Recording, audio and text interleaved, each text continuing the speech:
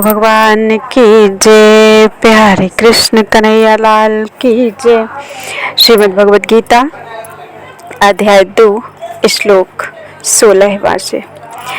नासतो विद्यते भावो ना भावो विद्यते सतः उभयोरपि दृष्टोऽन्तः त्वनयोस्तत्त्वदर्शिभिः। असत वस्तु की तो सत्ता नहीं है और सत का अभाव नहीं है।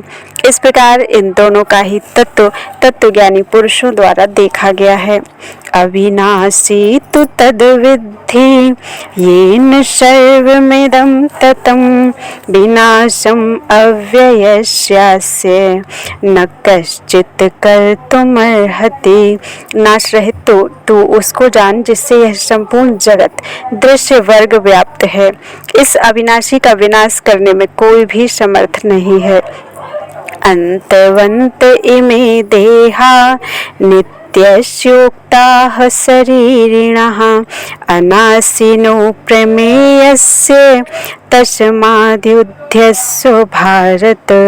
इस नाश रहित अप्रमेय नित्य स्वरूप जीवात्मा के ये सब शरीर नाशवान कहे गए हैं।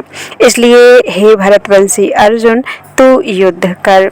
य एनं वेत्ति हन्तारं यश्चैनं मन्यते हतम् उभौ तौ न विजानीतो नायं हन्ति न हन्यते। जो इस आत्मा को मारने वाला समझता है तथा जो इसको मरा मानता है वे दोनों ही नहीं जानते, क्योंकि यह आत्मा वास्तव में ना तो किसी को मारता है और ना किसी के द्वारा मारा जाता है। न जायते म्रियते वा कदाचिन् नायं भूत्वा भविता वा न भूयः अजो नित्यः शाश्वतोऽयं पुराणो न हन्यते हन्यमाने शरीरे। यह आत्मा किसी काल में भी ना तो जन्मता है और ना मरता ही है तथा ना यह उत्पन्न होकर फिर होने वाला ही है, क्योंकि यह अजन्मा नित्य सनातन और पुरातन है। शरीर के मारे जाने पर भी यह नहीं मारा जाता। वेदा विनाशिनं नित्यं य एनं जमव्ययं कथं सा पुरुषः पार्थ कं घातयति हन्तिकम्।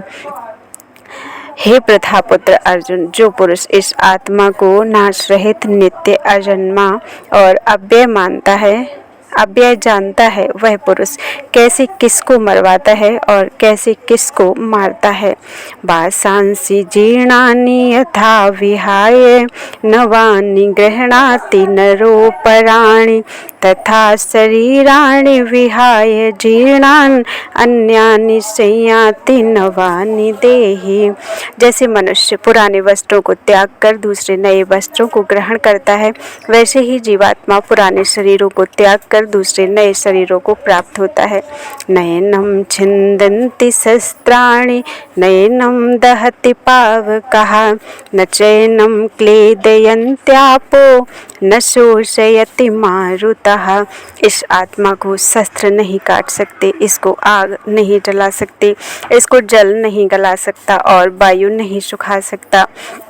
अच्छेद्योऽयम् अदाह्योऽयम् अक्लेद्यो अशोष्य एव च नित्यः सर्वगतः स्थाणुर् अचलोऽयं सनातनः।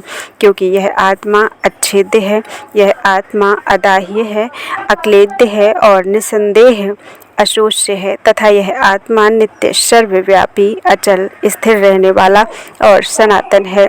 अव्यक्तोऽयं चिन्त्योऽयम् अव्यक्तो अयम् अचिन्त्यो अयम् अविकार्यो अयम् उच्यते तस्मादेवं विदित्वैनं नानुशोचितुमर्हसि। यह आत्मा अव्यक्त है, यह आत्मा अचिंत्य है और यह आत्मा विकार रहित कहा जाता है। इससे हे अर्जुन, इस आत्मा को उपर्युक्त प्रकार से जानकर तू शोक करने को योग्य नहीं है, अर्थात तुझे शोक करना उचित नहीं है। अथ चैनं नित्यजातं नित्यं वा मन्यसे मृतं तथापि त्वं महाबाहो नैवं शोचितुमर्हसि। किंतु यदि तू इस आत्मा को सदा जन्मने वाला तथा सदा मरने वाला मानता हो तो भी हे महाबाहु, तू इस प्रकार शोक करने को योग्य नहीं है। जातस्य हि ध्रुवो मृत्युर् अध्रुवं जन्म मृतस्य च तस्माद् परिहार्येऽर्थे न त्वं शोचितुमर्हसि। क्योंकि इस मान्यता के अनुसार जन्मे हुए की मृत्यु निश्चित है और मरे हुए का जन्म निश्चित है, इससे भी इस बिना उपाय वाले विषय में तू शोक करने को योग्य नहीं है। अव्यक्तादीनि भूतानि व्यक्तमध्यानि भारत अव्यक्त निधनान्येव तत्र का परिदेवना। हे अर्जुन, संपूर्ण प्राणी जन्म से पहले अप्रकट थे और मरने के बाद भी अप्रकट हो जाने वाले हैं, केवल बीच में ही प्रकट हैं। फिर ऐसी स्थिति में क्या शोक करना है। आश्चर्यवत् पश्यति कश्चिदेनम् आश्चर्यवद् वदति तथैव चान्यः आश्चर्यवच्चैनमन्यः शृणोति श्रुत्वाप्येनं वेद न चैव कश्चित्।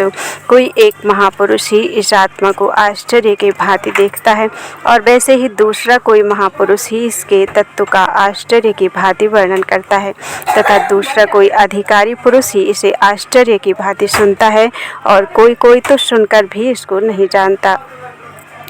देहि नित्यम् अवध्योऽयं देहे सर्वस्य भारत तस्मात् सर्वाणि भूतानि न त्वं शोचितुमर्हसि। हे अर्जुन, यह आत्मा सबके शरीर में सदा ही अवध्य है, इस कारण संपूर्ण प्राणियों के लिए तू शोक करने के योग्य नहीं है। बोलो वृंदावन बिहारी लाल की जय। त्वदीयं वस्तु गोविंद तुभ्यमेव समर्पयेतेन त्वदङ्घ्रिकमले रतिं मे यच्च शाश्वतीम्।